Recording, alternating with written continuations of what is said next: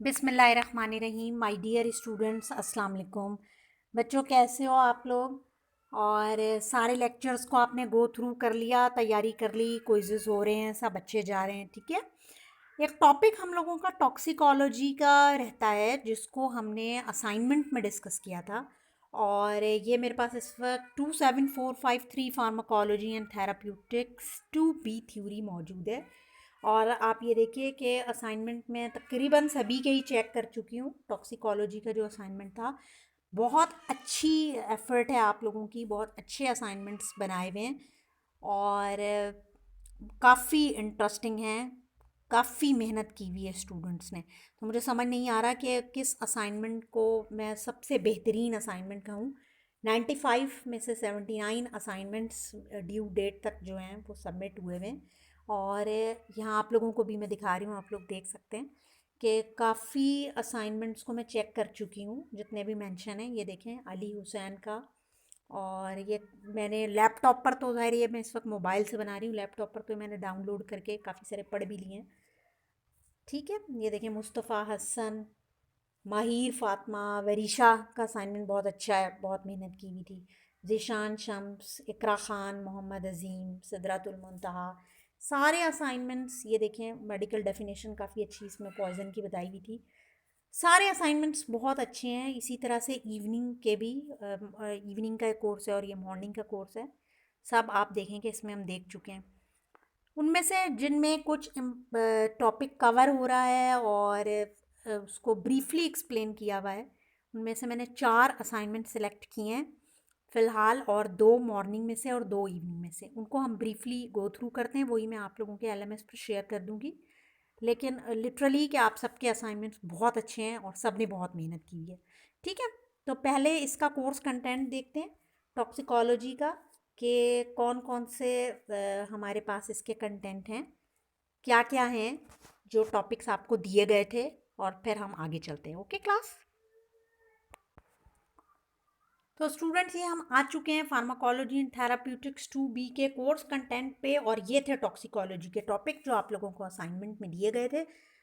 You can see कि आपके पास ए है पॉल्यूशन एंड इट्स टाइप, जिसमें मेनली वाटर, एयर और फूड को हमने डिस्कस करना था। सेकंड टॉपिक जो है वो poison and principles of treatment of poisoning, ये जनरल टॉपिक है जो मैंने आपको बताया था। सी में poisoning sign and symptom treatment, जिसमें एथेनॉल, बारबिचुरेट, डिजिटालिस, सैलिसाइलेट, ये जितने भी दिए हुए हैं, पैरासीटामोल, बेंजोडाइजेपिन, ऑल दीज। और chelating agents and their role in the poisoning, इसमें इंपॉर्टेंट आपके पास डाइमरकैप्रोल, कैल्शियम डाइसोडियम इडिटेट और penicillamine deferoxamines are included. Okay, अब हम इन चारों टॉपिक्स को डिस्कस करने जा रहे हैं। सबसे पहले है पॉल्यूशन एंड इट्स टाइप, जिसमें आपको 3 फोकस करना है, वाटर, एयर एंड फूड, ठीक है। आप ही लोगों के असाइनमेंट में से मैंने ये निकाला है, और आइए देखते हैं कि पहले पॉल्यूशन और उसकी टाइप्स को डिस्कस करते हैं। जी तो जनाब, ये है पॉल्यूशन एंड इट्स टाइप। ये हिस्ट्री है, आप लोग यहाँ से पढ़ लीजिए। पॉल्यूटेंट क्या होते हैं? जाहिर है कि एक ऐसा waste material that pollute the air, water और सॉइल, उसे हम पॉल्यूटेंट कहते हैं। पॉल्यूशन को आप कैसे डिफाइन करेंगे? एक पॉल्यूटेंट का एंटर होना, या किसी ऐसे सब्सटेंस का एंटर होना जो कि एडवर्स चेंजेस ले आए आपके एनवायरनमेंट में या लिविंग एंटिटीज़ में, ठीक है। और ज़ाहिर है कि पॉल्यूशन की वजह से आपका जो एनवायरनमेंट है वो हेल्दी नहीं रहता, ह्यूमन बॉडी पर बहुत बुरे असरात पड़ते हैं। इसमें आप ग्रीन हाउस इफ़ेक्ट और ये वाटर, ऑयल और ये जो डर्टी चीज़ें इसमें इनकॉर्पोरेट हो रही हैं, you can go through it.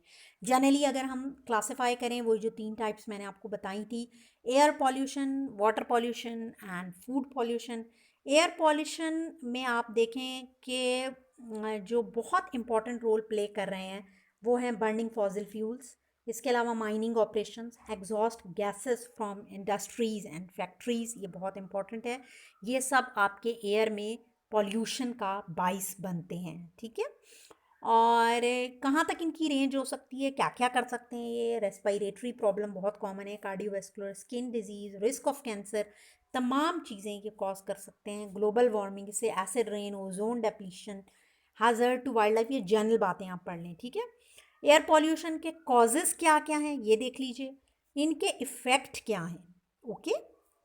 और ये आप इसको पढ़ सकते हैं क्योंकि बहुत इंटरेस्टिंग टॉपिक है, हिस्ट्री यहाँ बताई गई है। इसके अलावा ग्रीन हाउस गैसेस हैं, इनको एक्सप्लेन किया हुआ है, काफ़ी अच्छा असाइनमेंट बना हुआ है।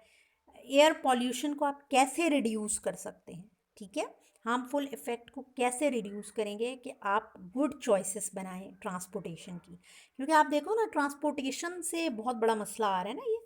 तो ये सारा का सारा जो आपका एनवायरनमेंट है ख़राब हो रहा है, एयर पॉल्यूशन हो रही है, आप क्या कर सकते हैं उसको बचाने के लिए। देन वाटर पॉल्यूशन ज़ाहिर है कि वाटर के अंदर जो आपके वाटर के सोर्सेस हैं, रिवर है, लेक है, ओशन है, इन तमाम के अंदर कोई पॉल्यूटेंट एंटर हो जाए, पॉल्यूशन हो जाए, उसे आप वाटर पॉल्यूशन कहते हैं। यूनिवर्सल सॉल्वेंट है आपका वाटर, और इसमें अगर प्रॉब्लम होती है तो ऑफ कोर्स कि उसका इफ़ेक्ट तो ह्यूमन बीइंग पर हर सूरत पड़ेगा ही पड़ेगा, ठीक है।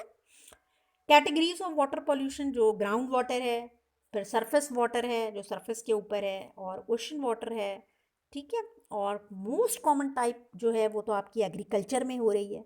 तो ये याद रखें क्योंकि आपकी तमाम क्रॉप्स हैं वो सब वहीं से ही तमाम लिविंग्स को मिलती हैं।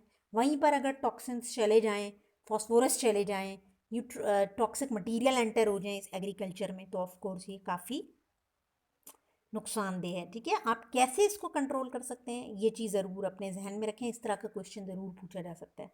फूड पॉल्यूशन कैसे आप डिस्क्राइब करेंगे कि any unwanted element such as toxic chemical or biological contaminant found in food that is either not native to the product or at levels that are significantly greater than the normal, उससे भी health effect बहुत toxic आएंगे।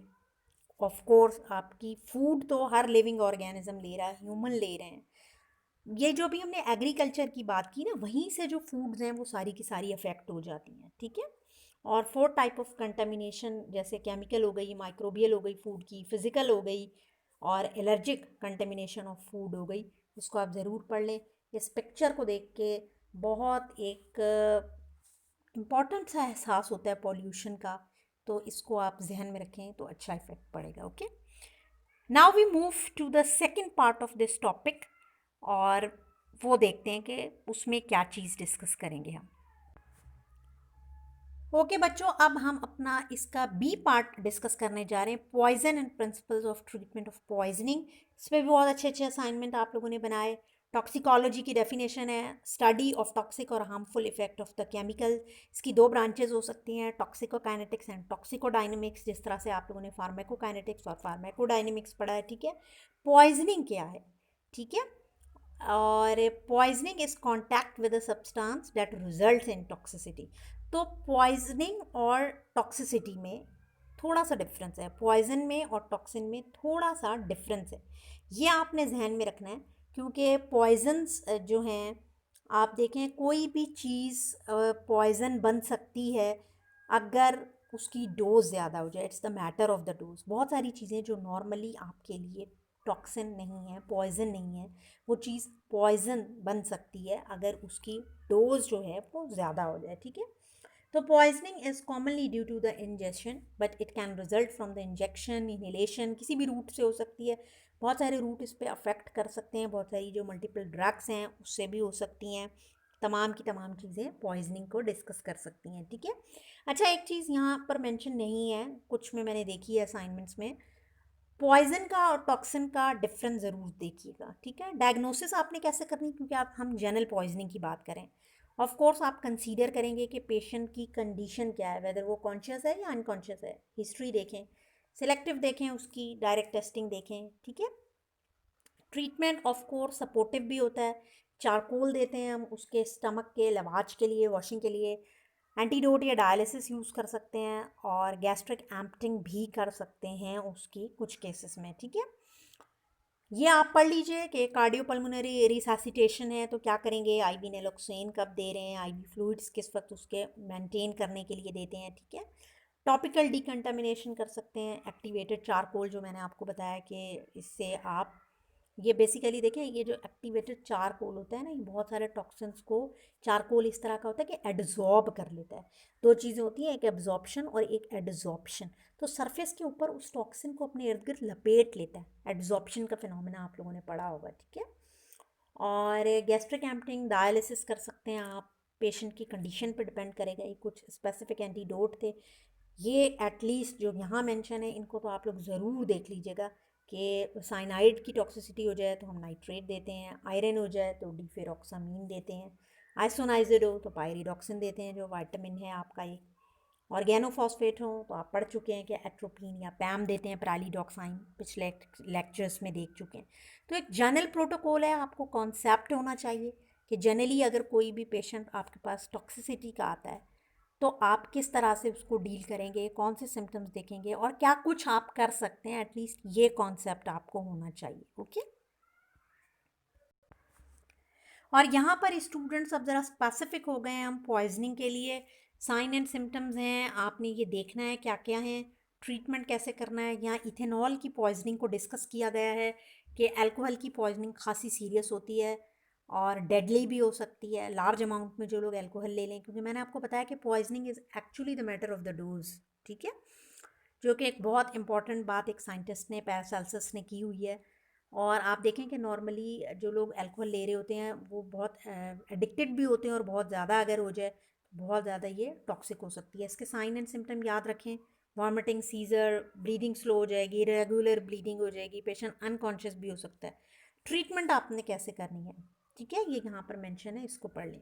Barbiturates की poisoning, barbiturates तो आप लोग पढ़ चुके हो, सीएनएस डिप्रेसेंट होते हैं, बहुत पावरफुल हैं, लो थेराप्यूटिक इंडेक्स हैं और इनकी अगर टॉक्सिसिटी हो जाए तो कॉन्शियसनेस जो है वो अफेक्ट होगी, difficulty in thinking, drowsiness, lack of coordination, shallow breathing, slurred speech, of course क्योंकि पेशेंट का पूरा सीएनएस जो है ना बच्चों वो डिप्रेस्ड हो गया। और आप उसको ट्रीटमेंट कर सकते हैं सपोर्टिव थेरेपी से, चारकोल दे सकते हैं, उसकी ऑक्सीजन को मेंटेन कर सकते हैं, आईवी फ्लूइड दें, मेडिसिन भी दी जा सकती हैं, पर्टिकुलरली जो सीएनएस स्टिमुलेंट्स होते हैं वो आप दे सकते हैं, इनके जो टॉक्सिन्स हैं। डिजिटालिस की पॉइजनिंग, इसके भी साइन एंड सिम्टम्स और ट्रीटमेंट मेंशन है। सैलिसाइलेट पॉइजनिंग एक्यूट भी हो सकती है, क्रॉनिक भी हो सकती है, और rhabdomyolysis, acute renal failure, respiratory failure, ये इस तरह के तमाम सिम्टम्स हो सकते हैं। सैलिसाइलेट के लिए आप ट्रीट करें, ऑफ कोर्स कि आपने सबसे पहले उसको एडिक्वेट सर्कुलेशन को मेंटेन करना है और चारकोल दे सकते हैं आप।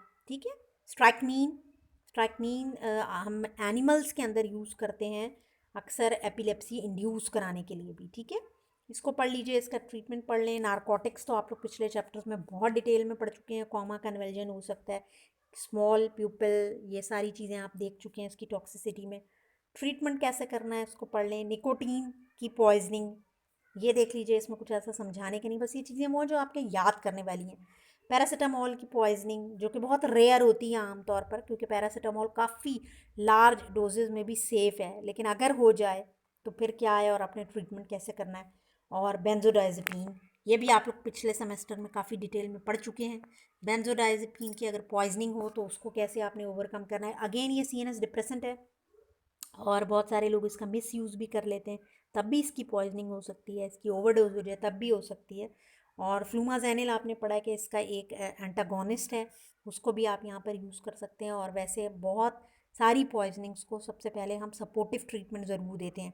सपोर्टिव का मतलब होता है कि आप उसके एयरवेज, उसके हीमोडाइनमिक्स यानी उसका जो ब्लड है, रेस्पिरेशन है, वेंटिलेशन उसकी प्रॉपर है, ये इस तरह जो सपोर्टिव सिम्टम्स होते हैं उनके सिस्टम्स को मेंटेन करने की कोशिश करते हैं। ठीक है बच्चों, तो ये कुछ इंपॉर्टेंट एजेंट्स यहाँ मेंशन थे और आप लोग इतना ही गो थ्रू कर लीजिए जितना कि मैंने आपको बताया। Now we will move toward the last part of our assignment, और उसमें हम देखते हैं कि कौन कौन से आपके पास चीलेटिंग एजेंट्स होते हैं। जी, तो स्टूडेंट्स हमारे पास लास्ट टॉपिक है chelating agents and their role in the poisoning.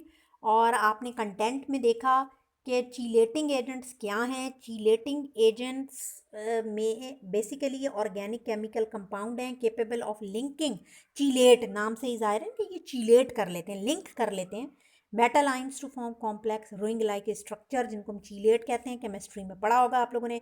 Heavy metal act as a general protoplasmic poison and impair the cell function. Chelating agents are chemical compound that react with metal ion to form a stable water soluble complex. Okay, और chelating agents में आप देखें कि ये drugs हैं और ये किन किन के अगेंस्ट यूज़ होती हैं। ये एक अच्छी क्लासिफिकेशन है, जैसे EDTA लेड के अगेंस्ट यूज़ हो रहा है, या डिफेरॉक्सामीन हमेशा के लिए याद है कि आयरन के अगेंस्ट यूज़ होता है। डिफेरिप्रोन भी यूज़ हो सकता है आयरन के against. Penicillamine copper mercury lead, ये आप पहले तो याद रखें। डाइमरकैप्रोल, जिसको हम BAL बैल भी कहते हैं, इसका स्ट्रक्चर है और सल्फ हाइड्रल ग्रुप के साथ ये कॉम्प्लेक्स बना लेता है। इसका क्या मैकेनिज़्म है, एब्जॉर्प्शन और ये चीज़ें आप काइनेटिक्स को जनरली देख लें, लेकिन यूजेस ज़रूर याद करें कि ये एक्यूट आर्सेनिक पॉइजनिंग में, मरकरी पॉइजनिंग में और लेड की पॉइजनिंग में ये यूज़ होता है। ठीक है, ये चीज़ें आपने इनकी जो मैकेनिज़्म है कि हाउ दे आर वर्किंग, किस तरह वो चीलेट बना रहे हैं और कहाँ ये यूज़ हो रहे हैं, ये चीज़ें आपने एटलीस्ट ज़रूर याद करनी है। डीफेरोक्सी में फेरोक्सामीन जो है ये एंटीडोट है फॉर आयरन पॉइजनिंग। और स्ट्रेप्टोमाइसिस पाइलोसस एक नेचुरली आइसोलेट किया गया है और ऑफ कोर्स ये आयरन टॉक्सिसिटी के अगेंस्ट बाइंड होता है, तो ये आयरन के साथ बाइंड कर लेता है ट्राईवैलेंट आयरन की फॉर्म में, जिससे फेरी ऑक्सामीन बनाता है जो कि एक स्टेबल कॉम्प्लेक्स, और वो आसानी से किडनी से एक्सक्रीट आउट हो जाता है। आमतौर पर जो बच्चों ये चीलेट्स होते हैं ये बेसिकली यही करते हैं कि ये एक ऐसा कॉम्प्लेक्स बनाते हैं, उसको बाइंड कर लेते हैं, लिंक कर लेते हैं उस मेटल को, उस टॉक्सिन को, जैसे आयरन है, और फिर एक वाटर सॉल्युबल कॉम्प्लेक्स बनता है जो इजीली बॉडी से एक्सक्रीट आउट हो जाता है, और ये उसको उस तरह से उस टॉक्सिन को भी अपने साथ लेकर बाहर निकलते हैं। ठीक है, साइड इफ़ेक्ट देख लें, टॉक्सिसिटी देख लीजिए, यूजेस ज़रूर देखिए, जैसे आयरन ओवरलोड है या एक्यूट आयरन पॉइजनिंग है तो वहाँ यूज़ होगा। कैल्शियम EDTA, क्या कैल्शियम EDTATE भी इसको हम कहते हैं, बहुत कॉमन है, और ज़ाहिर है के नाम से ही पता चल रहा है आपको कि इथाइलिन डाइअमाइन टेट्रा एसीटेट इसका एक बड़ा सा स्ट्रक्चर है। लेड की पॉइजनिंग में ये यूज़ होता है, उसको अपने साथ बाइंड कर लेता है और इस तरह से उसको आपकी बॉडी से निकाल के बाहर फेंक देता है। पेनिसिलामाइन डाइमिथाइल सिस्टीन है जो कि पेनिसिलिन का डिग्रेडेशन प्रोडक्ट है और कॉपर चीलेटिंग एजेंट है ये। इसके ये काइनेटिक्स तो आप पढ़ लीजिए, लेकिन uses again I would emphasize on the uses आप इसके याद रखिए कि किन किन जगहों पर ये यूज़ हो रहा है। फॉर एग्जांपल मेनली तो ये कॉपर टॉक्सिसिटी में यूज़ होता है, इसके अलावा आप इसको गोल्ड टॉक्सिसिटी, आर्सेनिक टॉक्सिसिटी में, विल्सन डिजीज़ वगैरह में, और रूमेटॉइड आर्थराइटिस में, ठीक है, इन प्रॉब्लम्स में भी इनको यूज़ कर सकते हैं। इन तमाम असाइनमेंट्स को मैं LMS पे भी लिंक कर दूंगी, तुम लोगों ने अपने भी बनाए हुए हैं, एक मैंने जनरल ओवरव्यू भी दे दिया, आप अपने असाइनमेंट से भी इसको पढ़ सकते हो क्योंकि आप सबके असाइनमेंट्स बहुत अच्छे हैं, तो इस टॉपिक को आप वहाँ से तैयार कर लीजिए। Okay students, it was all about the toxicology assignment and toxicology related topics which we discussed in our today's lecture. आप लोग अपना ढेर सारा ख्याल रखें, बहुत अच्छा अच्छा पढ़ें। टेक केयर, अल्लाह हाफिज़।